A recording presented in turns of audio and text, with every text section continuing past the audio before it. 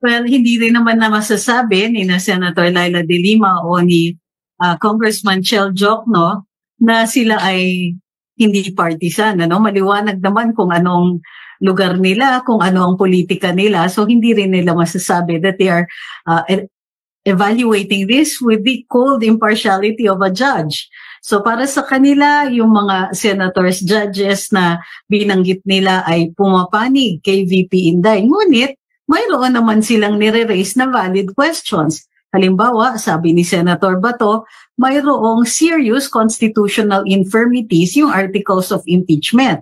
At ito ay mahalagang talakayin ng Senado. At any rate, whatever naman na nire-raise ng mga senators, judges, ukol sa jurisdiction, ay nasa kapasidad din ng Senado na i-determine o i-decide.